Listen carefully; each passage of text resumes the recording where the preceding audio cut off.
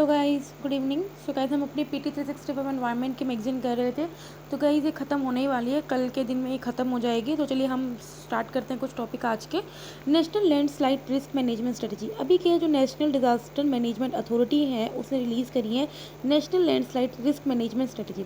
अब ये क्या बात है, देखो आपको लैंडस्लाइड के बारे में पता ही होगा। लैंडस्लाइड क्या होता है, जब क्या है डाउन स्लोप क्या होता है, मतलब कि रॉक्स के मास या डेब्रीज या अर्थ क्या हो गया वो डाउन स्लोप मूव कर देती है, उसी को हम लैंडस्लाइड बोलते हैं। लैंडस्लाइड एक टाइप है मास वेस्टिंग की, जो ये शो करती है any down slope movement of soil and rock under the direct influence of gravity. देखो, जियोलॉजिकल सर्वे ऑफ इंडिया ने अभी क्या किया, landslide zonation map of India किया। मतलब कि जो जो हमारे इंडिया में जो लैंडस्लाइड जोन है, मतलब कि जो एरिया जो लैंडस्लाइड से वल्नरेबल हैं उन्हें जोन किया।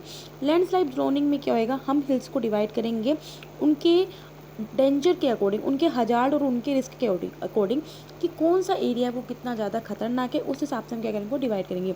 Landslide zoning is the division of hill और mountainous regions into the homogeneous spatial area slopes according to their degree of actual और potential landslide susceptibility hazard और मतलब कि उसमें एक्चुअली कितना रिस्क हजार्ड कितना डिग्री क्या है उसकी। जियोलॉजिकल सर्वे ऑफ इंडिया के अकॉर्डिंग अगर हमारा देखा जाए 0.42 मिलियन किलोमीटर स्क्वायर एरिया क्या है, नियरली क्या landslide prone area, nearly that is the 12.6% of जो लैंड एरिया है हमारा वो प्रोन है टू द लैंडस्लाइड हजार्ड। अब ग्लोबल डाटाबेस और लैंडस्लाइड के अकॉर्डिंग देखा जाए तो वर्ल्ड के जो टॉप 2 लैंडस्लाइड हॉटस्पॉट, मतलब कि जहाँ सबसे ज़्यादा होते हैं, एक तो वो कौन से, एक तो हिमालय के साउथर्न है जो कि मतलब मेनली जो हिमाचल के हिमालय है, और दूसरा जो coast around the south west India way the western ghat से सिचुएटेड, और जहाँ मेनली वेस्टर्न घाट से सिचुएटेड है वो।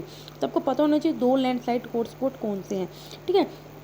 टॉप 5 स्टेट देखा जाए जहाँ पे लैंडस्लाइड बहुत ज़्यादा है, अरुणाचल प्रदेश में देखो इतना 70,000 कुछ स्क्वायर किलोमीटर है, जम्मू कश्मीर 68,000 में, हिमाचल प्रदेश में कुछ इतना एरिया है, उत्तराखंड में इतना और महाराष्ट्र में इतना एरिया के जो कि लैंडस्लाइड प्रोन एरिया। अब स्ट्रेटेजी की हमारी क्या हाईलाइट है, देखो पहली बात हम क्या करेंगे, लैंडस्लाइड हजार्ड जोनेशन, वही बात है कि इसमें मेनली क्या करेंगे, हम लैंडस्लाइड वल्नरेबल जो एरिया उस हिसाब से उसको जोन करेंगे, ठीक है। और हम फोकस करेंगे on making use of advance state of the art, मतलब कि जो मेनली एडवांस टूल्स हैं हम उनका यूज़ करें, जैसे unman aerial vehicle, terrestrial laser scanner and very high resolution earth observation data, ठीक है। दूसरा हम क्या करेंगे, landslide monitoring and early warning system, इसमें हम क्या करेंगे, टेक्निकल रिकमेंडेशन देंगे for developing and implementing rainfall threshold, numerical weather protection, automatic rain gauges etcetera, ठीक है, इनको इंक्लूड करेंगे। अवेयरनेस प्रोग्राम में यही है कि देखो आपको नाम से ही पता चल रहा है, हम क्या करेंगे, हम चाहेंगे कि सबसे मतलब ज़्यादा से ज़्यादा लोगों को पार्टिसिपेट करें, कि हर एक कम्युनिटी के हर एक सेक्शन के लोग को हम क्या कर सकें, अवेयर कर सकें।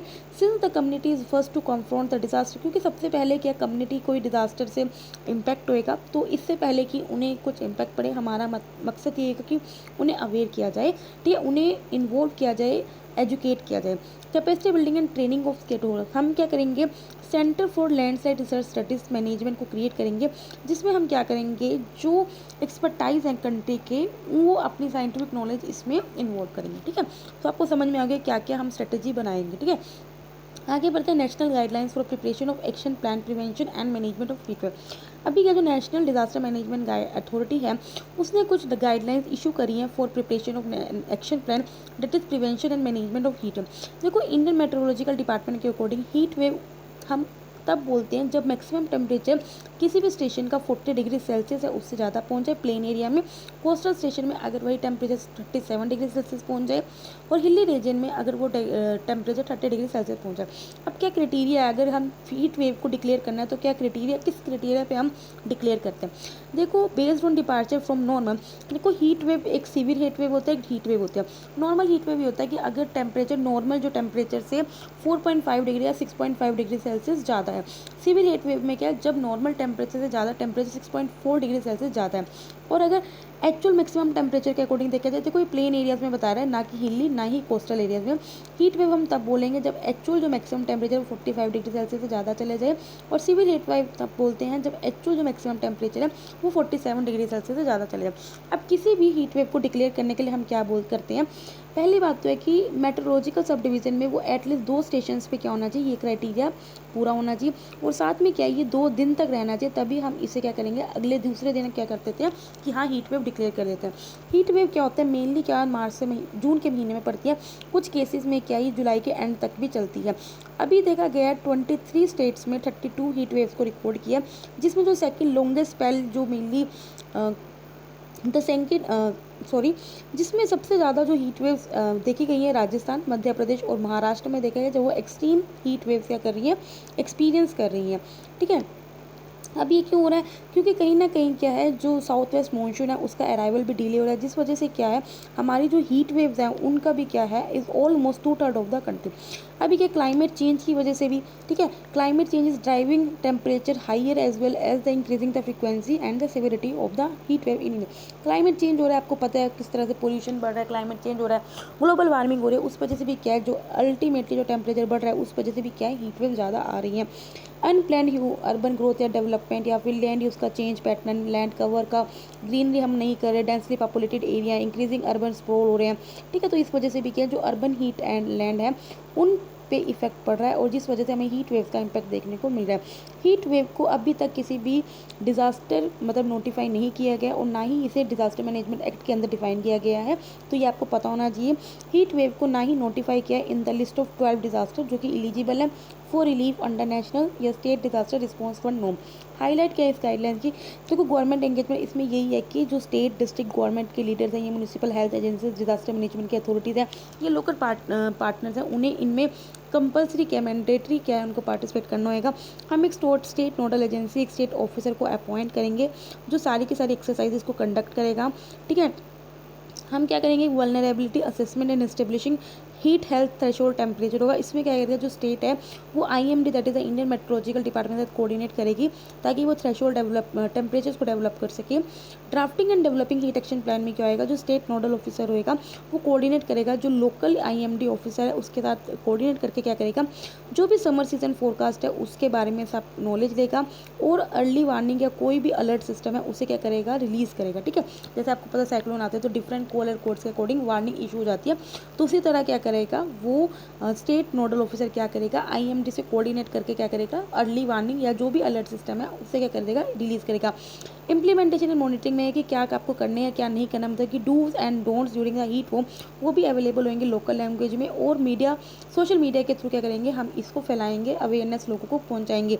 Evaluating and updating the plan में क्या है हर हीट सीजन के बाद हर सिटी और स्टेट क्या करेगी हीट एक्शन प्लान की एफिकेसी देखेगी, मतलब कितनी एफिशिएंट है, इंक्लूडिंग क्या उसके प्रोसेसेस क्या है, आउटकम्स या इम्पैक्ट्स क्या है। Strategies for reducing extreme heat exposures and adapting to climate change long term, इसमें स्टेट क्या करेंगी कुछ ऐसे स्ट्रेटेजीज अपनाएंगी ताकि क्या करेंगे हीट वेव्स को हटाया जाए परमानेंटली।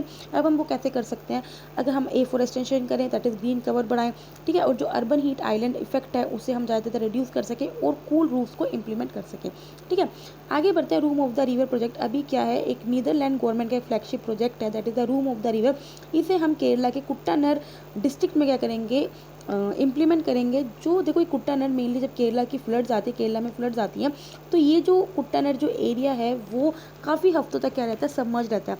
अब जब हम इस प्रोजेक्ट के बारे में पढ़ लेते हैं, देखो ये फ्लड मिटिगेशन इनिशिएटिव है, मतलब किस तरह से हम फ्लड से राहत पा सकें, उनका जो इम्पैक्ट है उसे मिटिगेट कर सकते हैं। तो इसमें यही है कि जो एरिया जो प्रोटेक्टेड एरियाज रिवर्स से ज्वाइन होते हैं हम उन्हें प्रोटेक्ट कर सकें ताकि हम क्या कर सकें वहाँ पे जो वाटर मैनेजमेंट सिस्टम है उन्हें इंप्रूव कर सके। ठीक है, अब आपको पता है, आपको नहीं समझ, चलो मैं बताती हूँ। केरला में जैसे फ्लड्स आते हैं तो क्या होता है जो मेनली एरियाज जो रिवर के साथ टच होते हैं वो ज़्यादा फ्लड से क्या होता है इम्पैक्टेड होते हैं। तो हमारा इसमें यही मकसद है कि हम उन एरियाज़ को प्रोटेक्ट कर सकें और वहाँ जो वाटर है उन्हें मैनेज कर सकें। अब इसके की कंसेप्ट क्या आएगा इस प्रोजेक्ट में, देखो हम क्या करेंगे जो वाटर बॉडी रहेगा उसको ज़्यादा स्पेस देंगे ताकि वो ज़्यादा अच्छे से अपना बह सके। तो क्यों, जब भी फ्लड आएगी तो जब उस वाटर बॉडी का वाटर लेवल हाई होएगा तो क्या आएगा वो इजीली मैनेज कर पाएगी। इस प्रोजेक्ट में हम क्या करेंगे हर एक रिवर के अकॉर्डिंग उसके अकॉर्डिंग हम सोल्यूशन लेंगे, ये नहीं कि हर एक सोल्यूशन सब पे अप्लाई, नहीं, हम क्या करेंगे रिवर वाइज क्या करेंगे सोल्यूशन बनाएंगे। इस प्रोजेक्ट के क्या क्या इंपॉर्टेंट मेजर होंगे, लोअरिंग द फ्लड प्लेन, हम क्या करेंगे डाइक्स को स्ट्रेंथन और रिलोकेट करेंगे, reducing the height of the ground, ठीक है, हम क्या करेंगे जो साइड चैनल्स होते हैं उनकी डेप्थ को इंक्रीज करेंगे और जो भी ऑब्स्टेकल्स हैं उनको रिमूव करेंगे। इससे क्या आएगा जो रिवर बैंक्स मतलब कि जो रिवर के किनारे हैं उनके सराउंडिंग्स को हम इंप्रूव करेंगे। अब हम वो कैसे करेंगे जो वहाँ पे एक नेचुरल स्पॉन्जेस बनाएंगे जिससे क्या होएगा, जब भी फ्लड्स के दौरान जो एक्सेस वाटर होएगा वो यहाँ पे जमा हो पाएगा, एकोमोडेट हो पाएगा, ठीक है। तो ये है कि किस तरह से हम जो फ्लड के किनारे हैं वहाँ को कैसे इंप्रूव करेंगे, वहाँ पे कैसे लैंडस्केप को अल्टर करके हम वहाँ पे नेचुरल स्पॉन्जेस बनाएंगे, सो दैट ड्यूरिंग फ्लड्स क्या है वहाँ पे जो एक्सेस वाटर है वो वहाँ पे इकट्ठा हो सके, ना कि वो सिटी में फैल सके, ठीक है। तो यही है। अब क्या है, आगे बढ़ता है कूटानट बिलो सी लेवल फार्मिंग सिस्टम। जो कि कूटानट एक डेल्टा रीजन है जो कि सी लेवल के बिलो ही स्थित रहता है along the west coast of Kerala के वेस्ट कोस्ट में है। इसे स्टेट का राइस बोल भी बोलते हैं। देखो कूटानट बिलो सी लेवल फार्मिंग सिस्टम एक यूनिक कल्टीवेशन सिस्टम है और ये ओनली सिस्टम है इंडिया में जहाँ पे राइस कल्टीवेशन को प्रैक्टिस किया जाता है बिलो सी लेवल में राइस को कल्टीवेट किया जाता है पिछले 150 सालों से। ये सिस्टम कॉन्ट्रीब्यूट मेनली इसलिए कि यहाँ पे कंजर्वेशन बायोडाइवर्सिटी को बहुत अच्छे से कंजर्व किया जाता है, ecosystem services including several livelihood services वो लोकल कम्युनिटी। इसको फूड एंड एग्रीकल्चर ऑर्गेनाइजेशन ने GIAHS को भी डिक्लेयर किया है, मतलब ये globally important agriculture heritage system भी डिक्लेयर किया गया। तो आपको पता होना चाहिए किसने डिक्लेयर किया हुआ है, food and agriculture organization declare किया है। अभी तक इंडिया में तीन है टोटल, एक तो यही हो गया केरला का कुट्टानट, साथ में 2 और हैं। कौन सा, ओडिशा का एक कोरापुट ट्रेडिशनल एग्रीकल्चर और दूसरा कश्मीर का पंपोर सैफरन हेरिटेज है, ठीक है। तो आपको पता होना चाहिए globally important agriculture heritage system India में 3 है, एक तो कुट्टानट का है, एक ओडिशा का है that is the Koraput traditional agriculture और एक कश्मीर का है that is the Pampore saffron heritage. आगे बढ़ते हैं, एक है रेड एटलस मैप और साथ में सी फ्लोस ऐप है। देखो red Atlas action plan map क्या है, ये एक तरह का मैप है जो प्रिपेयर कब किया गया था, जब देखो मिनिस्ट्री ऑफ अर्थ साइंस ने प्रिपेयर किया था। कब किया था, जब तमिलनाडु में चेन्नई में फ्लड आई थी 2015 में, तो उसे एड्रेस करने के लिए क्या किया था, रेड एटलस मैप बनाया था, ठीक है। तो ये किसने बनाया था, मिनिस्ट्री ऑफ अर्थ साइंसेस ने बनाया था, तमिलनाडु की स्टेट डिजास्टर मैनेजमेंट अथॉरिटी ने बनाया था और ग्रेटर चेन्नई कॉरपोरेशन ने बनाया था। इसमें यही था कि किस तरह से जो हम चेन्नई में जो फ्लड आते हैं उनको इफेक्टिवली मिटिगेट कर सकें, जो 2015 में आई थी, ठीक है। इसमें क्या क्या इंक्लूड है, probable scenarios for different rainfall, मतलब डिफरेंट जगह पे जो भी डिफरेंट टाइम पे रेनफॉल्स आई हैं उनके सब सिनेरियोज इसमें इंक्लूड है, while taking all the historical data sets into account for providing information on individual corporation work, ठीक है। इसमें ये है कि पूरी रिसर्च की हुई है कि जहाँ पे कब फ्लड आई हुई है डिफरेंट पीरियड में, तो उसका सारा का सारा डाटा इकट्ठा है। ये हमारी हेल्प करती है फ्लड मिटिगेशन में, प्रिपेयरनेस में, ऑपरेशन में और मैनेजमेंट एस्पेक्ट में। अभी सी फ्लोस ऐप क्या है, देखो ये coastal flowed burning system app है। ये complete web geological Indian system based decision support system है, जो क्या करती है डिफरेंट जो मॉडल है रीजनल वेदर फोरकास्ट या स्टॉर्म के या उनको कैप्चर करती है अबाउट 796 फ्लड सिनेरियोज, ठीक है। ये इसलिए यूज़ कर सकते हैं ताकि हम फ्लड मिटिगेशन में यूज़ कर सकते हैं, ठीक है, रियल टाइम में, ठीक है। आगे बढ़ते हैं, फर्स्ट रेजिलियंट केरला प्रोग्राम। ये गाइस बहुत इंपॉर्टेंट न्यूज़ है। अभी government of India, government of Kerala और वर्ल्ड बैंक ने एक लोन एग्रीमेंट साइन किया है $250 मिलियन का for the first resilient Kerala program. First resilient Kerala program के अंडर किया है कि हम इसलिए लॉन्च किया ताकि जो भी नेचुरल डिजास्टर या जो भी क्लाइमेट चेंज का इम्पैक्ट पड़ता है केरला पे, हम उसे कितनी जल्दी रिकवर कर सके, तो इसलिए हमने ये प्रोग्राम लॉन्च किया। ये किसका पार्ट है, गवर्नमेंट ऑफ इंडिया का सपोर्ट है केरला को, that is the rebuild Kerala development programme.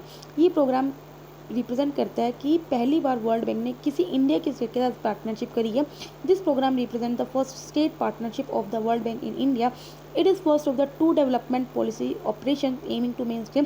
देखो इसके 2 मेन कम है कि ताकि हम डिजास्टर को एक तो मिटिगेट कर सकें एंड क्या कर सकें, हम किस तरह से क्लाइमेट के अकॉर्डिंग, मतलब कि ताकि इम्पैक्ट ना पड़े उस हिसाब से हम क्या कर सकें, एक क्रिटिकल इंफ्रास्ट्रक्चर और सर्विसेज को डेवलप कर सकें, ठीक है। सो गाइस आई होप आपको समझ में आया हो, ठीक है। वीडियो को छोटा ही रखते हैं, ठीक है। ज्योग्राफी साइक्लोन फानी हम कल से स्टार्ट करेंगे, जो ज्योग्राफी गाइस बहुत इंपॉर्टेंट पार्ट होगा, ठीक है। कल हम इसको स्टार्ट करके कल ही खत्म कर देंगे बिकॉज छोटी सी है ये। चलो ठीक है, तब तक के लिए बाय बाय, टाटा।